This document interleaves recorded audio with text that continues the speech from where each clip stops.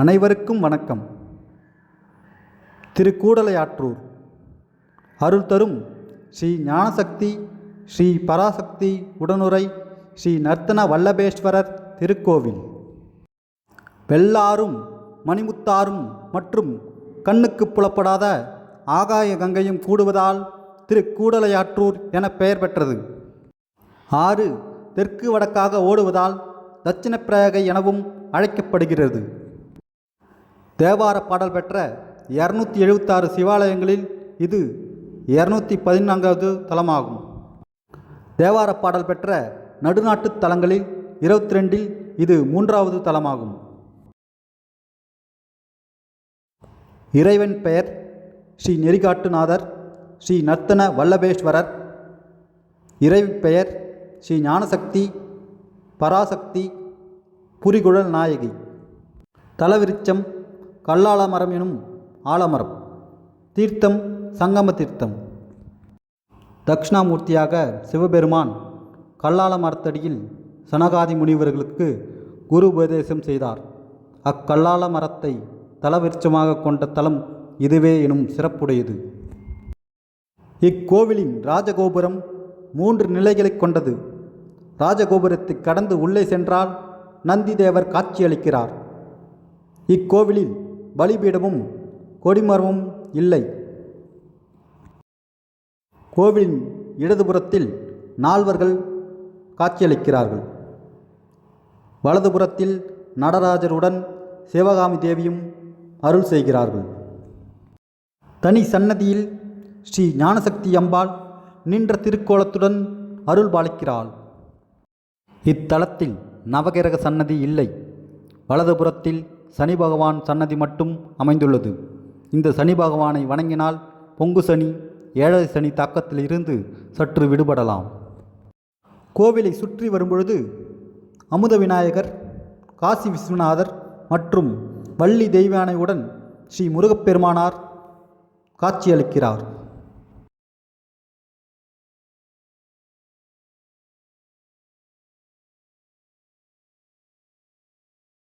மற்றும் கோஷ்டமூர்த்தங்களான தட்சிணாமூர்த்தி, லிங்கோத்பவர், பிரம்மா, அஷ்டபுஜ துர்க்கை அருள் செய்கிறார்கள். மூலவர் விமானம் இருதள அமைப்புடையது. படிகள் ஏறி மேலே சென்றால் வலதுபுறத்தில் பராசக்தி அருள் செய்கிறாள். துவார கணபதியை வணங்கி உள் சென்றால் சுயம்பு மூர்த்தியான மூலவரை தரிசிக்கலாம். சித்திரை மாதம் முதல் 3 தேதிகளில் மூலவரின் மீது சூரிய ஒளிக்கற்றைகள் பட்டு சூரிய பூஜைகள் நடைபெறுகின்றன. யமதர்ம ராஜாவின் உதவியாளரான சித்திரகுப்தருக்கு சந்நிதி இருப்பது ஒரு சில கோவில்கள் மட்டும்தான் காணப்படும். இக்கோவிலில் சித்திரகுப்தர் உற்சவமூர்த்தியாக ஒரு கையில் எழுத்தாணியும் மறு கையில் ஏடும் கொண்டு காட்சி தருகிறார். இத்தலத்தில் ஸ்ரீ ஞானசக்தி, ஸ்ரீ பராசக்தி அல்லது புரிகுழல் நாயகி எனும் திருநாமத்தோடு 2 அம்மன்கள் அமைய பெற்றிருப்பது சிறப்பானதாகும். புரிகுழல் நாயகி என்ற அம்பாளின் திருப்பெயரை சுந்தரர் தனது பதிகத்தில் பாடியுள்ளார். வடிவுடை மழுவேந்தி மதகரி உரிபோர்த்து பொடியணி திருமேனி புரிகுழல் உமையோடும் கொடியடின் நெடுமாடக் கூடலையாற்றோரில் அடிகள் இவ்வழி போந்த அதிசயம் அறியேனே எனத் தொடங்கும் திருப்பதிகம் பாடியருளினார்.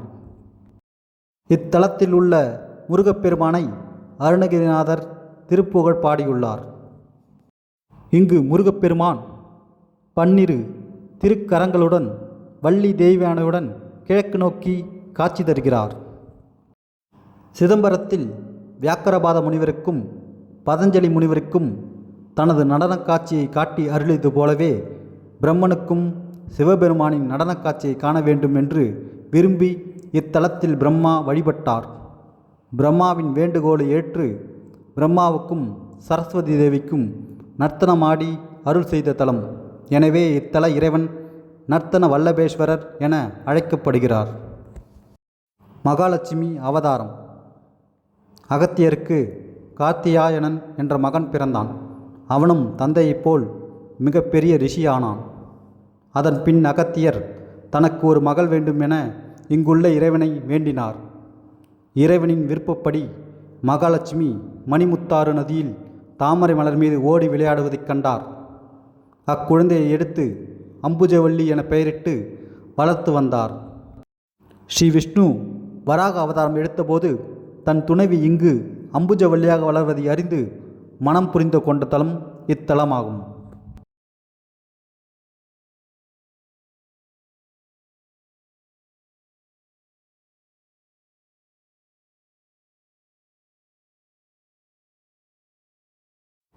ஒரு சமயம் சுந்தரர் பெருமானார் விருதாசலம் எனும் திருமுதுகுன்றத்திற்கு பயணம் செய்யும் பொழுது இறைவன் அவர் முன் ஒரு அந்தணர் வடிவத்தில் தோன்றினார்.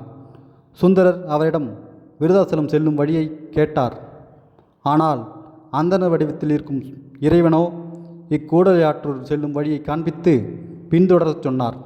இத்தலம் அடைந்த பொழுது அந்தணர் மறையவே இது இறைவன் செயலே என உணர்ந்து சுந்தரர் தேவாரம் பாடி அருளினார். சோழவள நாட்டை ஆண்டு வந்த தினகர மகாராஜன் தன் மனைவி கொன்றதால் அவனுக்கு பிரம்மாத்தி தோஷம் பிடித்து கொண்டது. இதனால் மனைவி மக்களை இழந்து சுற்றி திரிந்தான். அப்பொழுது ஒரு சொறி நாய் அவனது பின்னால் வந்து கொண்டிருந்தது. ஒரு நாள் அந்த நாய் நதியில் மூழ்கி எழுந்தவுடன் ஆரோக்கியத்துடனும் தோற்றப்பொலிவுடன் விளங்கியது. இதை பார்த்த மன்னர் தானும் அந்நதியில் நீராடி தனது தோஷம் நீங்க பெற்று நாடு நகரத்தை திரும்பப் பெற்றான். அவன் நீராடிய இடத்தில் 2 நதிகள் கூடின. அந்த நதிக்கரையில் சிவாலயம் கட்டினான். நதிகள் கூடியதால் திருக்கூடலையாற்றூர் என பெயரும் வைத்தான்.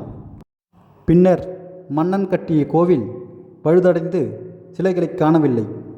அப்பொழுது அம்மன் அவ்வூர் பொன்னப்ப குருக்களின் கனவில் தோன்றி நான் ஆற்றில் கிடக்கிறேன் என்றாள்.